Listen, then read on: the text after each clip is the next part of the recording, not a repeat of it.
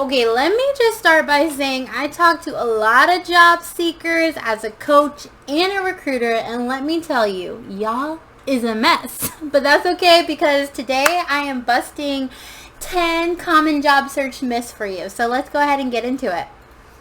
Get into it, y'all.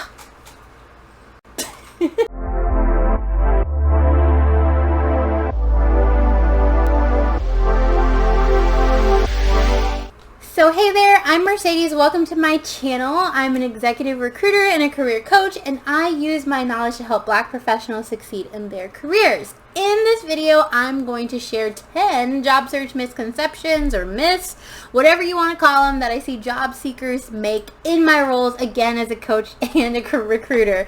And these really do hurt job seekers in the process, so I don't want you making any of these missteps. And at the end of the video, I'm going to share one critical piece of advice that I think is really going to shift the way that you job search. So let's get into this.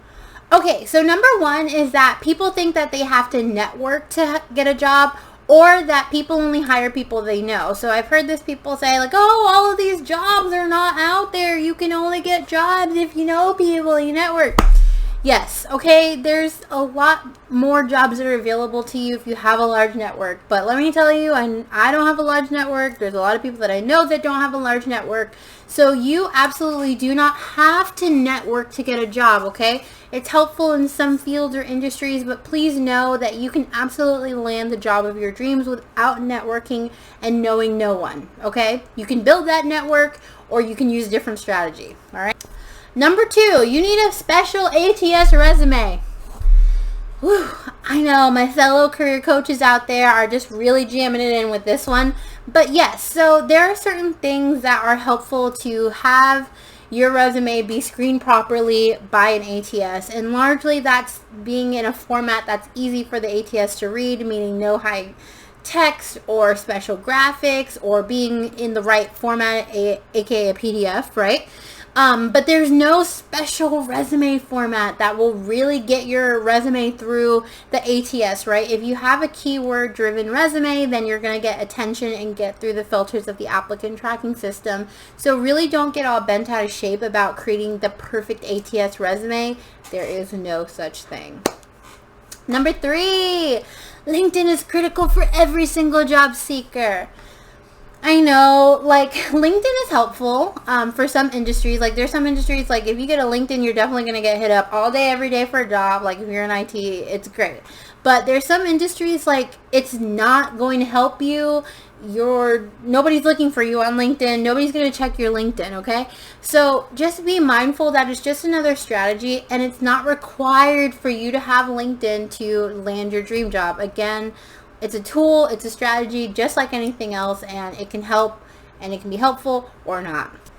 Okay, number four is that you need to get a certification. So I see this all the time. Unless your field or your industry that you're trying to transition to requires the certification to get the job, then it may really just kind of be a waste of your time. I'm not saying that certifications aren't good. I'm a certified professional, but if it's not something that you're truly personally vested in, that you really want, then a certification may not be for you, and it really may not get you any further in your job search, rather than getting other relevant skills, or even sometimes just making sure your material is okay. Like, if your resume is a hot mess, the certification on there is not going to help you a ton. Okay. Number five is that race or age or some other trait of you is what's holding you back, and nothing else. And so I see this come up a lot because individuals think that, you know, they're being shut out of the recruitment process because they're too old or because they're Black. And yes, there are some employers out there that, you know, right, they have discriminatory hiring practices. But I believe that the place that you're supposed to work, that has your dream job, your dream employer, you want to go into an environment that's positive, healthy, and is where you want to work. And so those companies are not where you want to be. So it is not holding you back. One, let's go through that mindset shift.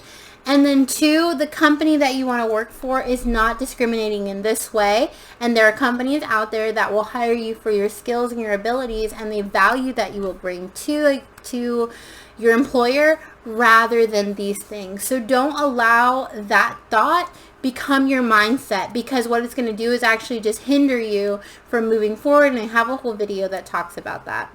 Number 6, apply to everything. Apply there. The more you apply, the more chance you're going to get an interview. That is so wrong. Okay? I really want you to throw that out the window and take a more targeted approach. The more you spend time in tailoring your materials or reaching out or really taking a concentrated focused effort on less positions, but taking more time to do the networking or to do the outreach or to tailor, you're going to get more results in the smaller subset of applications, okay? When I say this, I don't mean that you can't apply to as many positions as you want, but I just really don't want you to think that applying to more is more. Applying to less with more focus and more effort and more tailoring is what's going to help you get more progress or get further along in your job search. 7, cover letters aren't important. Look at me. I know. There's a lot of people that say cover letters are dead. And for some employers, cover letters are dead. Like, they don't even look at cover letters, but I can tell you that a well-written cover letter will get you more consideration and thought before somebody moves on to your resume or before they decide to not consider you. So if you write them well, what it does is that it kind of piques their interest, or you're able to share more about your background, right? You often in your resume, you just have each bullet, but in your cover letter, you can share more about maybe your mission, your vision, your passions, and things like that. And it adds some personality to you, right? So cover letters are a really great tool. Again, if you're going to invest the time to make sure that you're writing an engaging cover letter, I would highly recommend it. Number 8, aggressive candidates get the job. So I've just had candidates that will just badger you. They want to reach out to you every 5 minutes and find out where they are. They want to be angry that they didn't get the job and force their way into a position. They want to be angry, just about how you're handling the process, or they're just really upset about everything.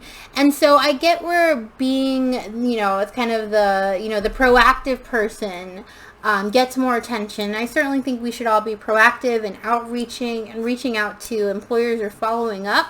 But when you're so aggressive or you're so forward that it's actually off-putting, just be really careful about that. So don't be too aggressive. Don't come off as desperate.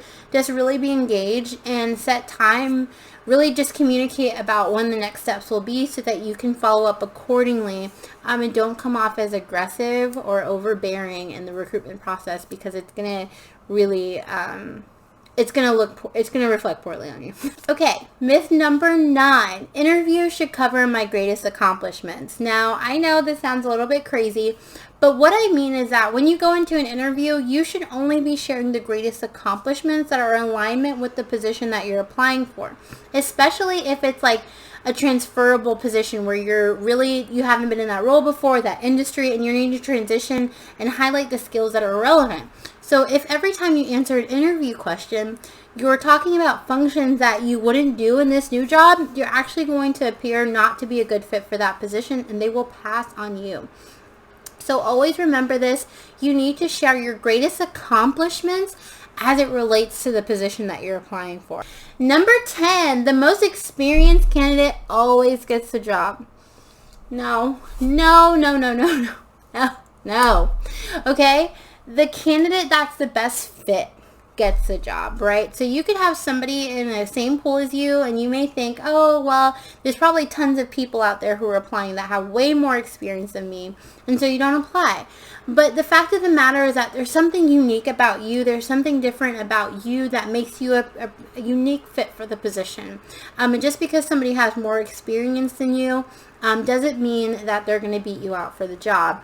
A great employer is looking holistically, right? They want somebody who has the years of experience. They want somebody who has critical thinking. They want somebody who has interpersonal skills, right? It is not just about the length of experience, right? It's holistic. So please remember that when you're applying, and continue to do so. Even if you don't think you're going to be the most competitive candidate in that pool, apply anyway. Okay, so bonus content. I promised you one tip that was really going to change the way that you job search, And it's not really a myth, but it's something that I see job seekers really get stuck on time and time again. And it's that they're just doing the most. I told y'all be doing the most. Okay, and that is that you see all of these different types of strategies in your job search, whether that's networking or using LinkedIn or trying to use a new platform, right, to look for positions, right? And so they become overwhelmed because they are seeing all of these different things that they need to do in their job search, and they just get overwhelmed and they burn out and they don't end up either landing their dream job or pursuing, right, that next opportunity. So my job search advice to you is to pick one strategy that's going to be helpful for your strengths. It's going to be helpful for your field or your industry. And please note that it's not one size fits all, right? If LinkedIn really helped somebody, it may not help you for your field or your industry. So just be really careful with that. Okay, so I want you to shame the devil, tell the truth.